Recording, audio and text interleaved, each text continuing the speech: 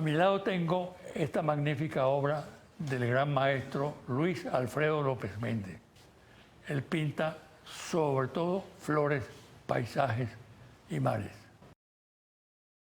La fragilidad institucional que aún subsiste en Venezuela queda demostrada con la ocurrencia de una serie de acontecimientos protagonizados por dirigentes y organizaciones políticas que actúan con impunidad y con la ruptura descarada del ordenamiento constitucional de la nación. Los hechos son ampliamente conocidos por la ciudadanía, pero esta carece de los recursos indispensables para dar respuesta apropiada a los violadores de la ley, o esta no existe. Es así como el país asiste al desconocimiento del Tribunal Supremo de Justicia, de normas sobre la elección del jefe de Estado, del sistema electoral, del derecho a la vida y de los valores sobre los que descansa la soberanía nacional, y se consolida la más perversa expresión de delitos como la traición a la patria. La respuesta a esta fragilidad de las instituciones, a la quiebra de la legalidad que tiene claras expresiones, debe tener urgente respuesta. Lo exige la mayoría democrática de los venezolanos. Ahora el país en movimiento. La municipalización de Venezuela se viene dando a través del diario Acontecer. Un interesante fenómeno político, me refiero a la irrupción de la municipalidad, a la fuerza con que ésta hace acto de presencia en el escenario político del país. Cada día es más evidente la presencia que emerge del proceso democrático y republicano en marcha dentro del tejido institucional, revolucionario y bolivariano. Muchas son las manifestaciones de ese vuelco revelador de la madurez de los venezolanos, que en el fondo representa la voluntad de un pueblo a cambiar por caminos consagrados en la Constitución y la participación activa de la colectividad organizada. El empresariado tradicional ha puesto en evidencia su incapacidad para adaptarse a la nueva realidad política que vive el país. Los cambios habidos ha reaccionado con la torpeza de los dinosaurios. Ha pretendido bloquear cualquier tipo de cambio, por leve que éste sea, y rechazar reformas económicas y sociales puestas en práctica, sin traumas, en diversas naciones en el mundo. Se trata de un empresariado caracterizado por su apego a lo tradicional, acostumbrado a no competir y atado a una relación transnacional con el gran capital. Frente a este empresariado insurge otro, con ideas novedosas, sin complejos, participativo, que se maneja con audacia en su relación con el Estado y con aquellos sectores que representan la novísima realidad del país, consagrada en la Constitución del 99. Pausa y al regreso converso con Delcy Rodríguez, vicepresidenta ejecutiva de la República Bolivariana de Venezuela.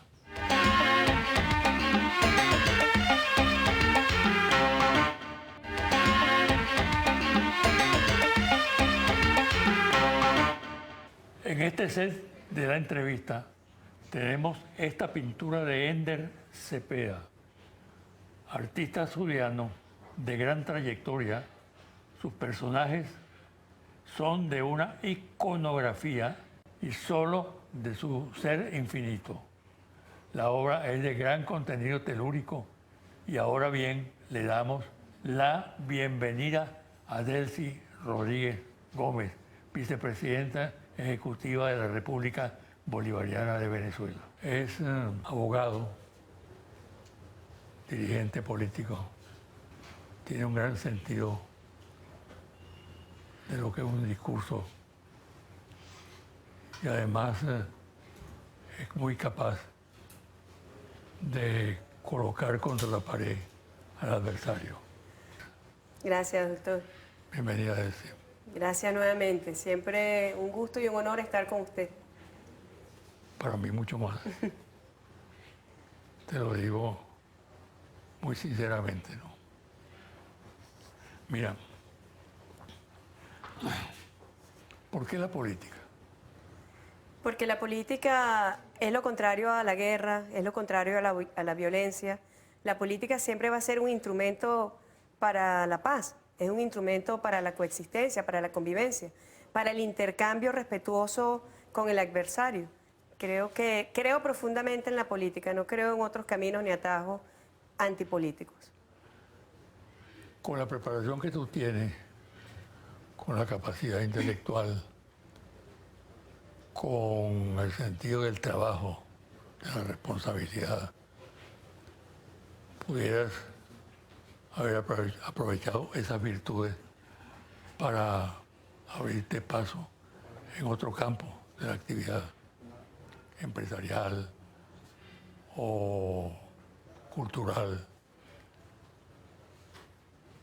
¿Por qué te empeñas en la política? Fueron campos también recorridos desde el punto de vista personal, pero sin duda Venezuela nos llama. Llega un momento en que la patria nos llama a todos los ciudadanos y las ciudadanas, y creo que Venezuela vive un momento que requiere del concurso de todos y todas, desde cada espacio. Y yo insisto mucho en el tema de la política, justamente, no solamente por formación en la familia, porque, bueno, nadie mejor que usted puede testimoniar lo que fue también la postura de mi padre en ese sentido, de recurrir a la política como una vía para la defensa de Venezuela. Y allí cuando nosotros vemos y analizamos y estudiamos la historia de Venezuela, sabemos que el camino que le toca hoy a nuestro país es la política. Vemos expresiones de fascismo, que es la negación de la política, vemos expresiones antidemocráticas. Bueno, el año pasado el país entero pudo testificar una de las peores expresiones antidemocráticas y antipolíticas cuando un diputado se autoproclama presidente de Venezuela, desconociendo por completo la voluntad del pueblo. Y ese proyecto político, como yo he dicho, de Donald Trump, bueno, fue aplastado por la realidad venezolana. El único aplastado aquí, en realidad, es el proyecto fracasado imperial de Donald Trump, expresado en el autoproclamado, expresado en lo que supone tener un agente apoyado por gobiernos extranjeros para socavar la soberanía de Venezuela. Así que el empeño nuestro siempre tiene que ser la política, doctor. No puede haber otro camino para garantizar el futuro a nuestro país. No puede haber otro camino para garantizar la patria y la paz a nuestros hijos. No puede haber otro camino para la esperanza de Venezuela, sino la política. Perdona que te pregunte lo siguiente, ¿no? Aunque yo sé que tú no tienes problemas con las preguntas, porque de antemano tienes una inmensa capacidad para intuir lo que se te va a preguntar. Pero en este caso yo quería decirte si ese destino trágico de tu padre, a quien siempre recuerdo con el mayor de los afectos,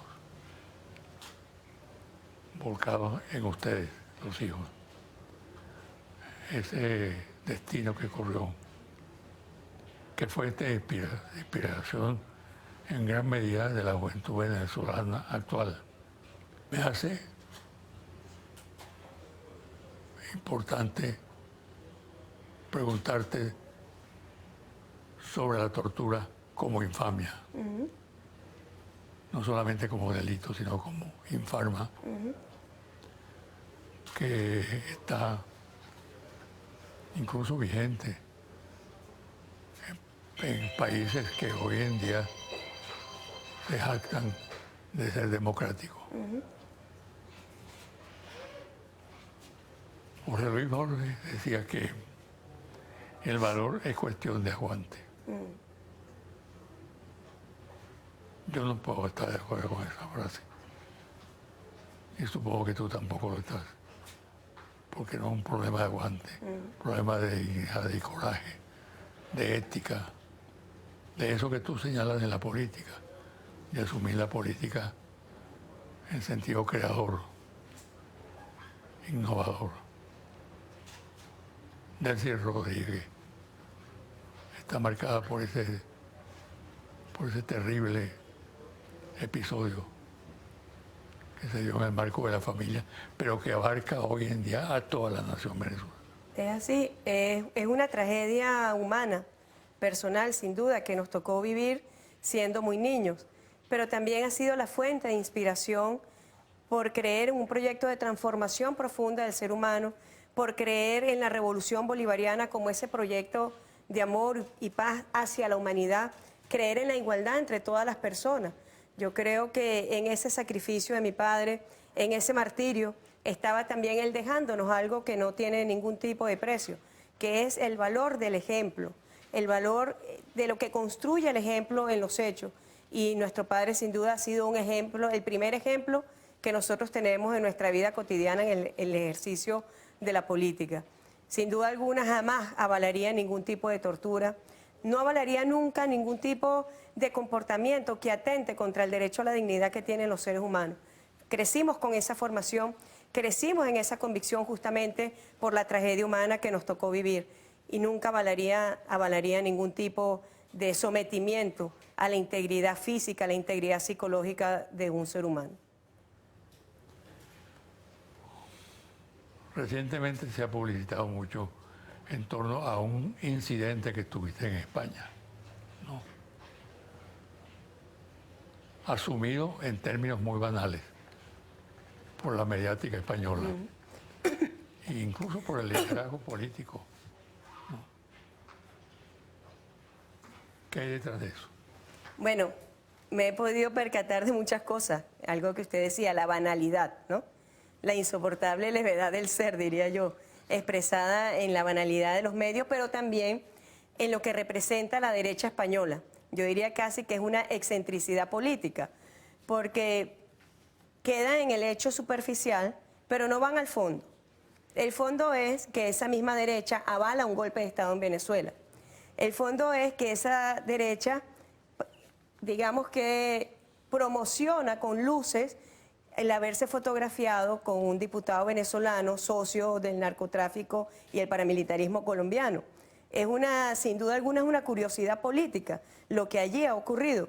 Y a mí, la verdad, el tema de lo que vimos, lo que fue la gira del señor Guaidó a Europa, revela eso, una profunda doble moral, porque nadie puede negar los nexos de Juan Guaidó con el paramilitarismo colombiano.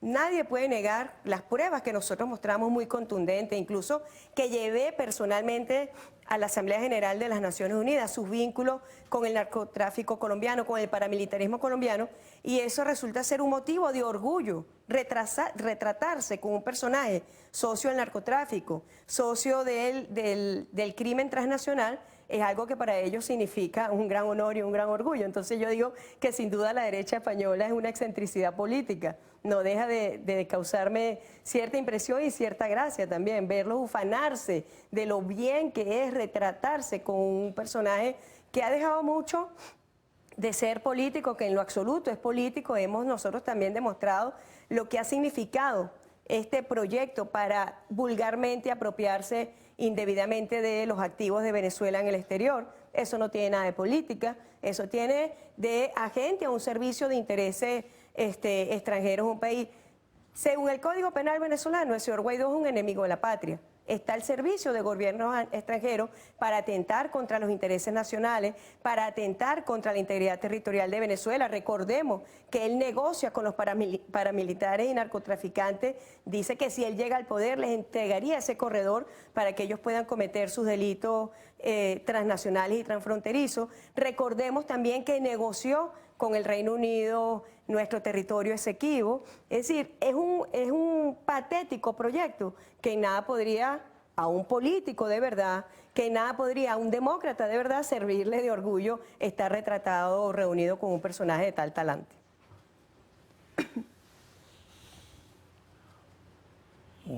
Mujer de hierro o fuente de ternura. Yo diría, me inspira el amor, pero hay que tener mucha firmeza. Por lo que vive Venezuela hoy, supone que los venezolanos tengamos profunda convicción en lo que creemos, profunda convicción en nuestras raíces históricas, en nuestro padre libertador Simón Bolívar y profunda convicción para garantizar el futuro. Estás involucrada en muchos temas, ¿no?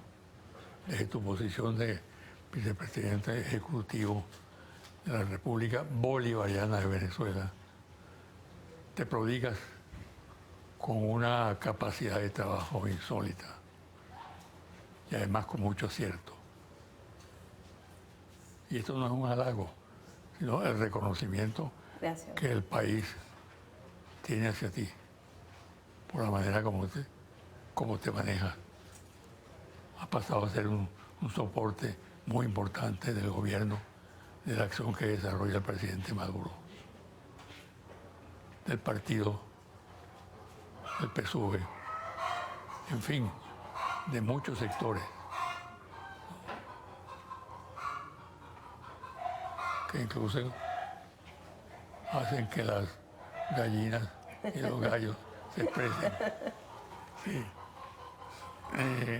Por ejemplo, abordas el tema de la salud porque te ha dado un cometido el presidente, ¿no? Sabemos la gravedad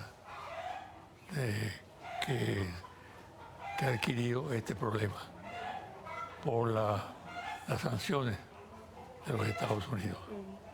Ahora, ¿cómo salir adelante y atender realmente la salud de los compatriotas? Yo creo que el año 2019 trajo una enseñanza muy positiva para Venezuela.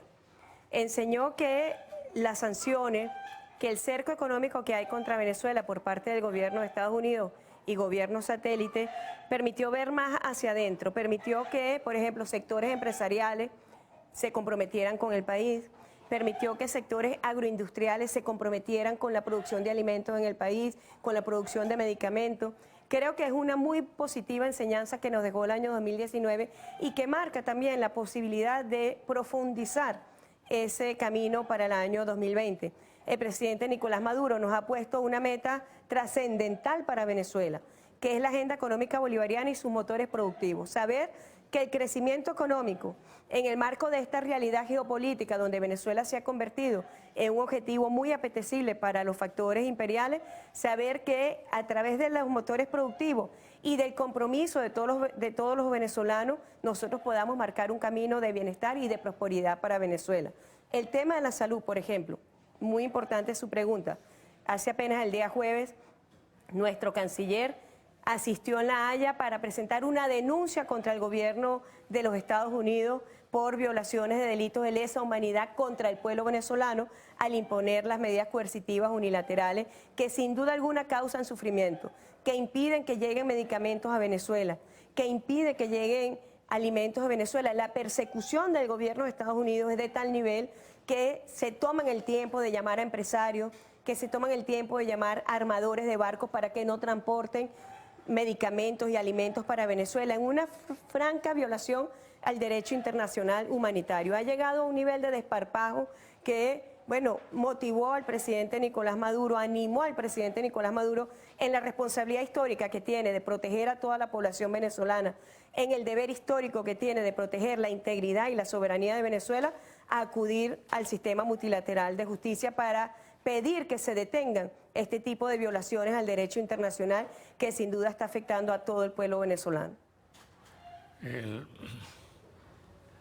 viaje del candidato usurpador,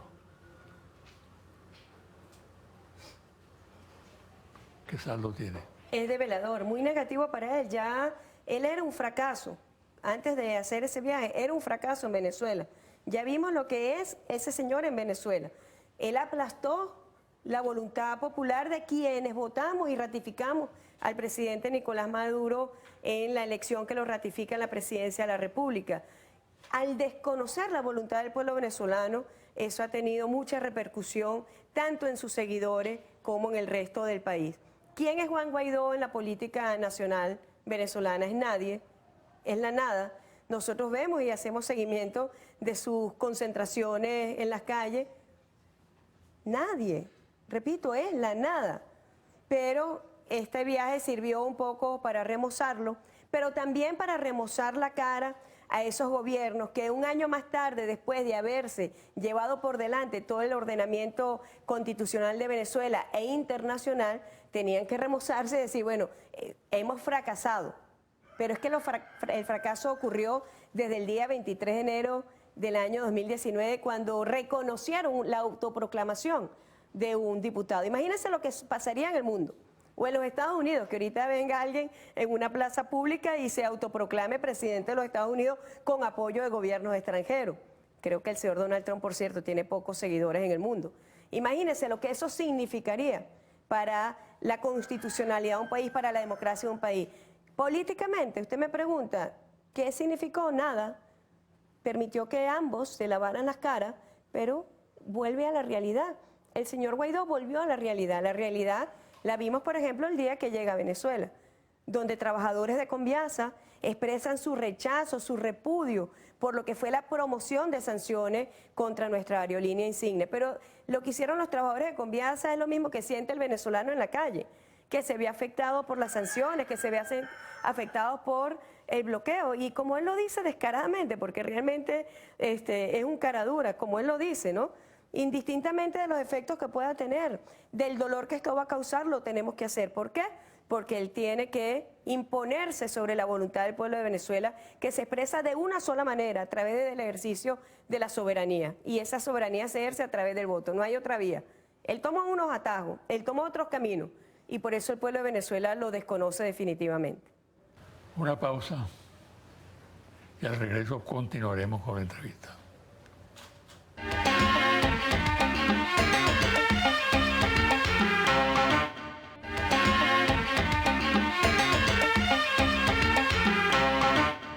Tu aspiración política concluye con el cargo que ejerce actualmente, o sea, habría nuevas perspectivas para Delcy Rodríguez. No tengo aspiración política, tengo sí cumplimiento de tareas políticas. Eso es muy peligroso cuando un político, Bueno, un pero hombre dice eso mismo. creo cuando el presidente Nicolás Maduro me convocó, lo asumí como un deber y una tarea. Por eso le decía hace pocos minutos en una de sus preguntas, ni siquiera se trata de que uno pueda no recorrer caminos privados personales. Yo he recorrido caminos privados personales en el ejercicio de mi profesión. Se trata del deber que tenemos todos los venezolanos y las venezolanas. Y yo he encontrado este espacio a raíz de esa invitación, a quien le agradezco profundamente, al presidente Nicolás Maduro. He encontrado un espacio para cumplir mi deber y también para servir. Las posiciones de cargos públicos que uno ejerce no es en el ejercicio de poder, sino en el ejercicio del servicio. Y así lo asumo y así lo cumplo. Creo que es mi deber personal, como diría la canción y el poema. Delcy, pero las circunstancias son las circunstancias. Muchas veces uno se ve empujado y realmente se ve empujado, ¿no? Y tiene que ceder o no tiene que ceder, ¿no? No te hago esta pregunta por tremendismo ni nada en particular, sino por curiosidad. Lo vienes haciendo muy bien. Gracias, doctor. Y creo que el país debe contar contigo en cualquier emergencia.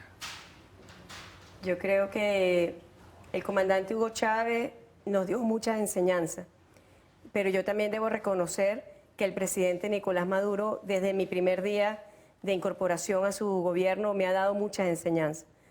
Y así que, bueno, yo le insisto, aquí estamos para cumplir con el deber patrio, pero también para cumplir las tareas con el máximo esfuerzo, con el máximo sacrificio y, como le he dicho, con el ejemplo de mi padre siempre presente. Me consta. ¿Qué lees actualmente? Si es que tienes tiempo de leer. Tengo poco tiempo para la lectura, pero siempre me gusta, en este momento estoy más pegada a lecturas de artículos, siempre del ámbito jurídico para no abandonar mi profesión. Me gusta leer mucho el tema jurídico porque el derecho en la política siempre permite salida. El derecho siempre permite a los más débiles frente a poderes de fuerza, siempre el derecho puede dar una luz de cómo defendernos. Así que me refiero mucho a artículos jurídicos para profundizar justamente en este camino de la defensa y en la búsqueda de soluciones frente a los grandes poderes del mundo. Por eso es muy importante la acción que instruyó el presidente Nicolás Maduro ante la Corte Penal Internacional, porque Venezuela no es un poderío bélico, Venezuela no es un poderío militar, Venezuela no invade países y lo único que le queda de defensa frente al salvajismo y a la barbarie de los poderes militares en el mundo es el derecho. Así que me gusta mucho la lectura jurídica.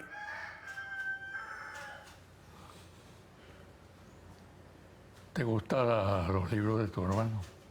Me gusta. Los cuentos. Los cuentos de Jorge son profundos, intensos, es un vocabulario duro, pero también porque lo conozco y que es mi hermano, sé que hay una gran ternura en Jorge. Creo que lo digo con conocimiento pleno desde mi existencia.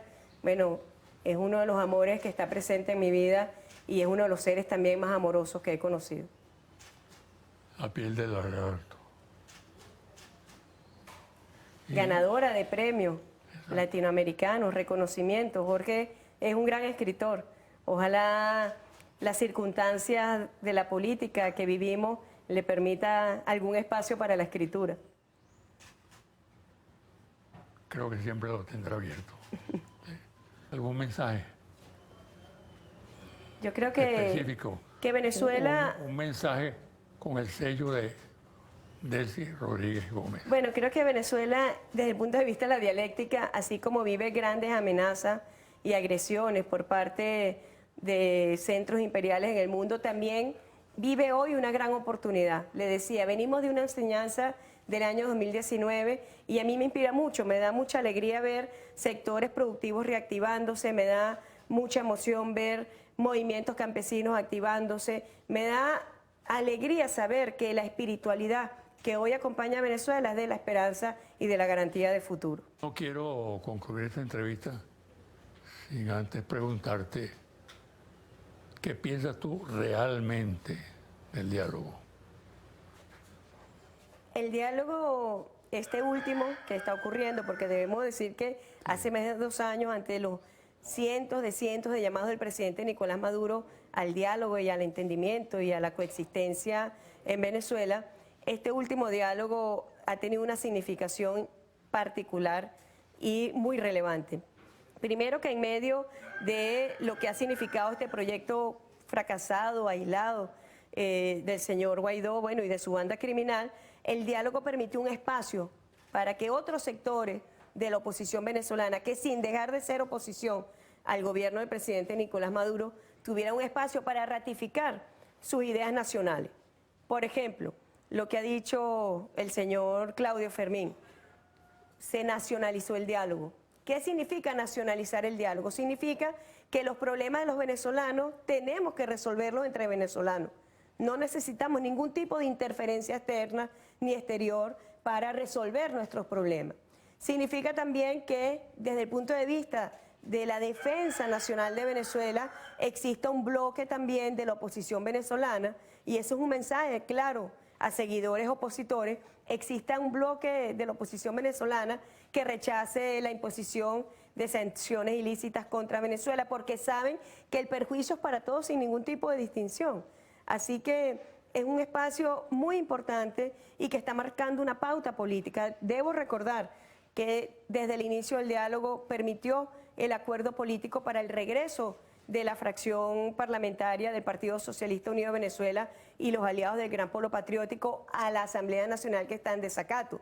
Pero al mismo tiempo esa participación de alguna forma permitió el cambio de junta directiva ocurrido el 5 de enero del corriente en la Asamblea Nacional. Así que el diálogo ha permitido expandir posiciones nacionalistas, ha permitido expandir posiciones democráticas y ha permitido sin duda expandir posiciones de coexistencia, con diferencias, pero con respeto. Bueno, muchísimas gracias, Delcy. Gracias a usted, doctor. Como siempre, brillante en tus opiniones y conceptos.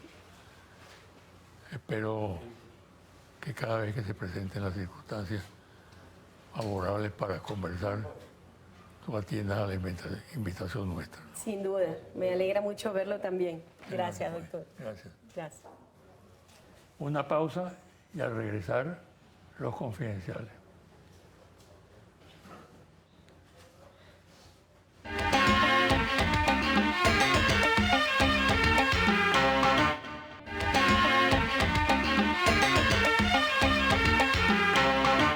Poder asesino. Cuando un comando élite de las Fuerzas Armadas norteamericanas dio muerte a Bin Laden en un episodio calificado por una periodista como la noche más oscura, por la cobardía de la acción, la realización de la operación fue observada desde un puesto de mando en el Pentágono por el alto gobierno de Estados Unidos, entre otros la señora Clinton. Ahora, en una cena para recolectar fondos para la próxima campaña electoral, el presidente Trump, eufórico por la muerte de los generales iraníes Soleimani y Mohammadi, exclamó y fue aplaudido, comillas, eliminé a 2 por el precio de 1. Confidencial al cierre. En anteriores oportunidades he señalado el caso de Credit Card y su posible cese de operaciones. Para el sector bancario comercial en Venezuela, la alerta está vigente.